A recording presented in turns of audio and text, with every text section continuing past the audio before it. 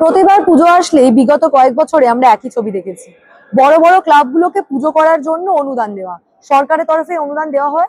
গত বছর পর্যন্ত আমরা দেখেছিলাম যে 1,10,000 টাকা অনুদান দেওয়া হয়েছে। আচ্ছা বলুন তো, সরকারের তরফে কোনো পুজোর জন্য কেন এত টাকা দেওয়া হবে? বিগত কয়েক বছর এই প্রশ্ন আমরা বারে বারে তুলেছি। এমনকি তৎকালীন বিরোধী দল বিজেপি, তারাও কিন্তু বারে বারে একটাই প্রশ্ন করতো, যেখানে আমাদের পশ্চিমবঙ্গের যে হাল, দিয়ে দেওয়ার জন্য রাজকোষ নাকি শূন্য, সেখানে কি করে পুজোর অনুদানের জন্য এত কারি কারি টাকা প্রত্যেকটা ক্লাবকে দেওয়া হচ্ছে।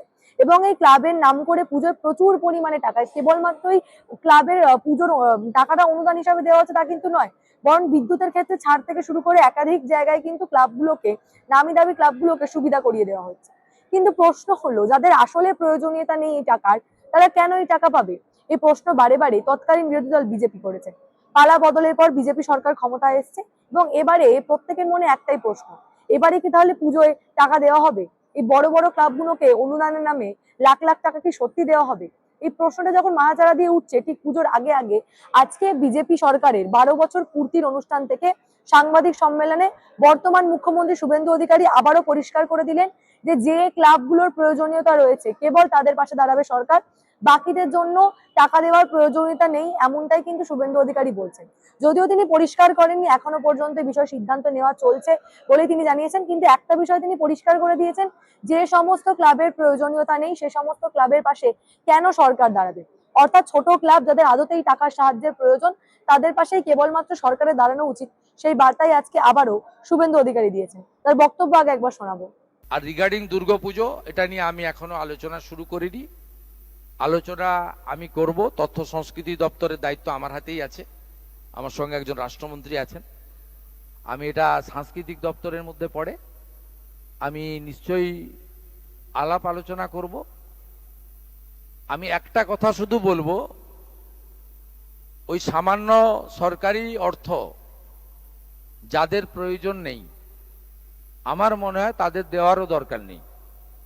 আর যারা এই অর্থের জন্য পুজো করতে পারেন না বা পারবেন না, তাদের পাশেই সরকার থাকবে। যেমনটা আপনারা শুনলেন, মমতা বন্দ্যোপাধ্যায়ের আমলে কিন্তু একই প্রশ্ন বারে বারে আমরাও তুলেছি।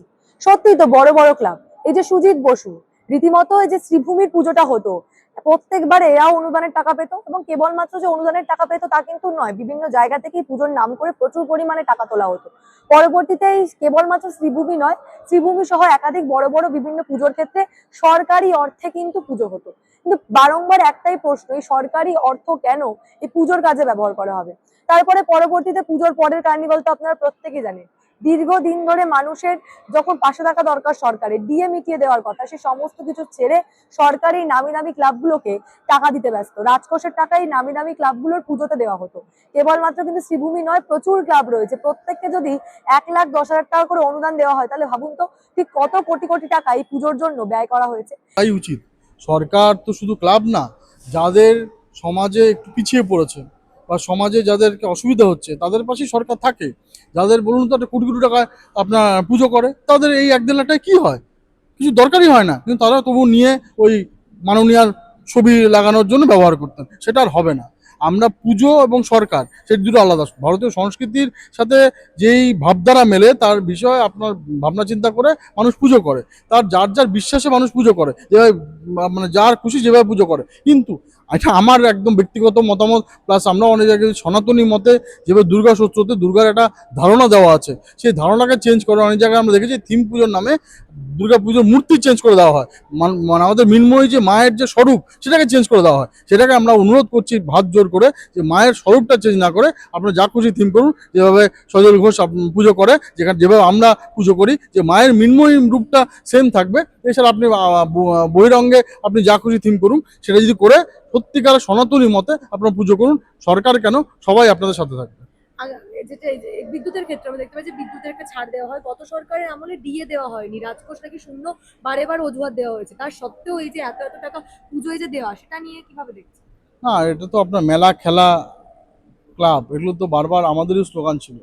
তো সুতরাং যাদের দরকার তারা ছাড়া এই দান খয়রীতি থেকে আমার বিশ্বাস যে শুভেন্দু সরকার, মানে শুভ হিন্দু সরকার, শুভেন্দু অধিকারীর নেতৃত্বে এবং আমাদের বলিষ্ঠ প্রধানমন্ত্রীর নেতৃত্বে যেভাবে বিকশিত ভারত হওয়ার জন্য বিকশিত পশ্চিমবঙ্গ দরকার হয়, যেভাবে ইন্ডাস্ট্রি আসবে, তো অটোমেটিক যখনই কাজের সুযোগ আসবে না, অটোমেটিক সামাজিক যে প্রকল্পগুলো, সামাজিক যে কাজ, সবটাই ভালোভাবে করতে পারবে। তার জন্য কারো কাছে হাত পাততে হয় না।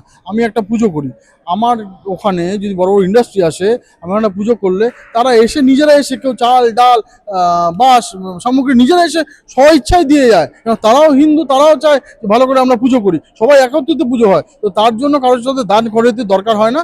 সরকারও ওইভাবে ভাববে নিশ্চয়ই, এবং ভেবে যাদের দরকার তাদের ছাড়া, যাদের দরকার নেই তাদেরকে দেওয়া হবে না। এবং আদতে এই ক্লাবগুলোর 1 লাখ টাকার প্রয়োজনীয়তাও নেই, তার সত্ত্বেও রাজকোষ থেকে এই টাকাগুলো বারে বারে ব্যবহার করা হয়েছিল। এবং কেবলমাত্র এটাই নয়, মমতা বন্দ্যোপাধ্যায় বিদ্যুতের বিলের ক্ষেত্রে, এই পুজোগুলোর ক্ষেত্রে বড় বড় আগের আগের বছর পর্যন্ত বেশ কিছু ছাড় রেখেছিলেন, এবং পরবর্তীতে কার্নিভালেও প্রচুর পরিমাণে অর্থ কিন্তু সরকারের পক্ষ থেকে ব্যয় করা হয়েছে। এখন দেখার বিষয় বর্তমান সরকার অর্থাৎ পালা বদলের পর বিজেপি সরকার আসার পর সত্যি সত্যি কি কার্নিভাল বন্ধ হয়ে যাবে, এমনকি পুজোর জন্য এই বড় বড় ক্লাবগুলোকে টাকা দেওয়া বন্ধ হবে, সত্যি সত্যি কি পরিবর্তন আসবে? এই সরকার মানুষের বারংবার যে দাবি করছে তারা মানুষের সরকার, মানুষের কথা ভাবে, তাহলে কি পুজোয় অনুদান না দিয়ে সেই টাকা সত্যি সত্যি বিয়ে মেটানো থেকে শুরু করে মানুষের, সাধারণ মানুষের কাজে লাগার কাজে ব্যবহার হবে? এটাই এখন দেখার। এই বিষয় নিয়ে আপনারা কি ভাবছেন? আপনাদের মূল্যবান এবং গুরুত্বপূর্ণ মতামত অবশ্যই আমাকে জানাবেন দ্য নিউজ বাংলার কমেন্ট সেকশন, এবং দেখতে থাকুন দ্য নিউজ বাংলা।